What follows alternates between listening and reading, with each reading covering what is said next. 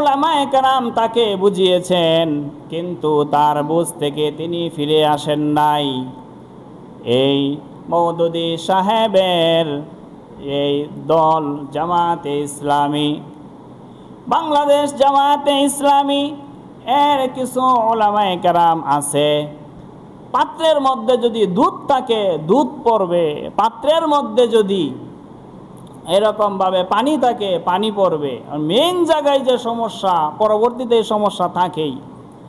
সেখানে আমির হামজা সাহেব এরকমভাবে একটা বয়ানে শুনলাম, বলতেছে খাদিজা খাদিজা খাদিজা নামাজ পড়ে নাই, রোজা রাখে নাই।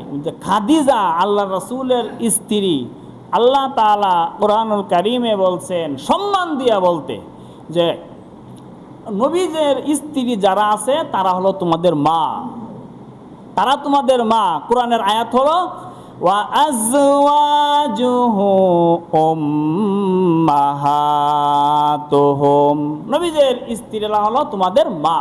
এজন্য নবীদের স্ত্রীদের নাম উচ্চারণ করলে আম্মা জান খাদিজা, মা আয়েশা এরকম সাধারণত বলে, কিন্তু একটা বয়ানে উনি খাদিজা খাদিজা এভাবে বলতেছেন। তাহলে এটা একটা যে মায়া মোহাব্বত থাকলে কি এভাবে মানুষ বলতে পারে? এটা তো সাধারণ মেয়েদেরকে মানুষ বলে খাদিজা খাদিজা, নবীজির স্ত্রীকে তিনি বলতেছেন খাদিজা খাদিজা।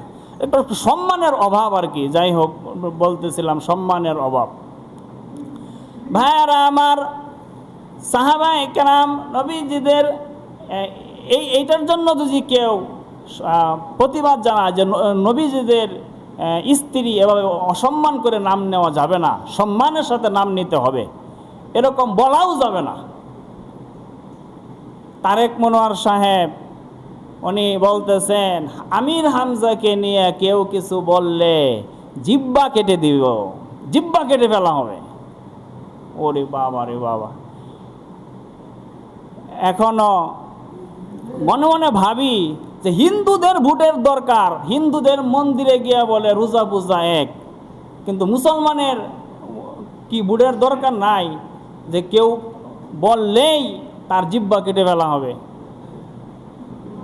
সাংবাদিকদের ভোটের দরকার, বলতেছে নবীজি সাংবাদিক ছিলেন, আর বলতেছে আমির হামজার ব্যাপারে যে বলবে তার জিব্বা কেটে দেবে। কিন্তু তাদের ভোট কি আপনাদের দরকার নাই? জিব্বা কেটে দিবেন? যাই হোক, এইরকম স্বৈরাচারী বক্তব্য অতীতে শেখ হাসিনা দিয়েছেন, এইরকম পেশি শক্তির বাহাদুরি দেখাইছেন। এইগুলো পেশি শক্তির বড়াই করে বেশি দিন টিকা যায় না। যাই হোক মুহতারাম হাজিরিন, বলতেছিলাম সাহাবায়ে কেরাম রাদিয়াল্লাহু তাআলা আনহু, তাদের সমালোচনা জায়েজ নেই। রাসূল আকরাম সাল্লাল্লাহু আলাইহি ওয়াসাল্লামের অনুকরণ তারা করেছেন। যে কোনো অবস্থাতে তারা এরকমভাবে সন্তুষ্ট থেকেছেন। আজকে যদি আমাদের আজান হচ্ছে, আমরা ব্যবসা প্রতিষ্ঠান বন্ধ করে আসতেছি না, যে এখন কাস্টমার আছে, এখন চাকরি আছে, জামাতে শরীক হই না। আর সাহাবায়ে কেরাম এরকমভাবে হাতুড়ি উঠাইছেন, লোহার মধ্যে বাড়ি দিবেন,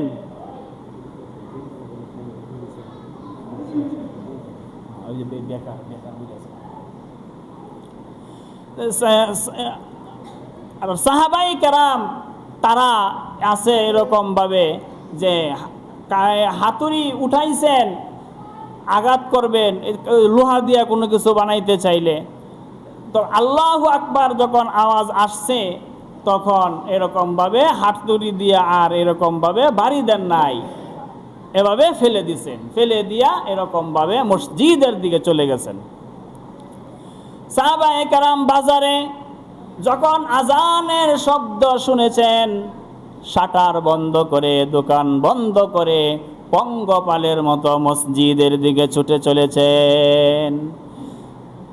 এই জন্য কোরআনে কারিমের আয়াত আছে হুম রিজালুল লা তুলহিহিম তিজারাতুন,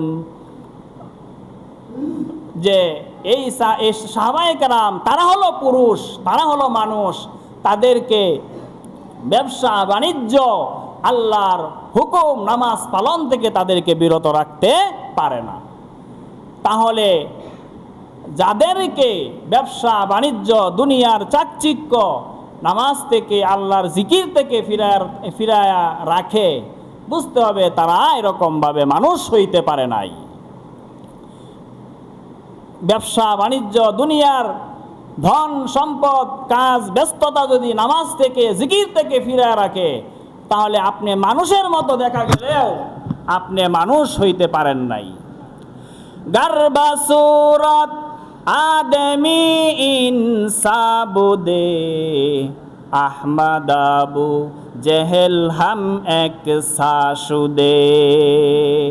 শুধু হাত নাক মুখ কান এগুলো দিয়ে যদি মানুষ হয়ে যাইতো, তাহলে আবু জাহেল আর আল্লাহ রসুল সাল্লাল্লাহু আলাইহি সাল্লাম একরকম হইতো। কারণ এই চেহারা সুরত আকৃতি এগুলো দিয়েই মানুষ হয় না। মানুষ হলো আল্লাহর যে গোলাম, তারা হলো মানুষ। এই জন্য মোহতারাম হাজরিন, আল্লাহর গোলাম আমাদেরকে হইতে হবে। আল্লাহর জিকির নামাজ রোজা থেকে উদাসীন হওয়া যাবে না। আল্লাহ রাব্বুল আলামিন আমাদেরকে আল্লাহর গোলাম, খাঁটি গোলাম হওয়ার তৌফিক দান করেন। সকলে বলি আমিন। ওয়া আখিরু দাওয়ানা আলহামদুলিল্লাহি রাব্বিল আলামিন।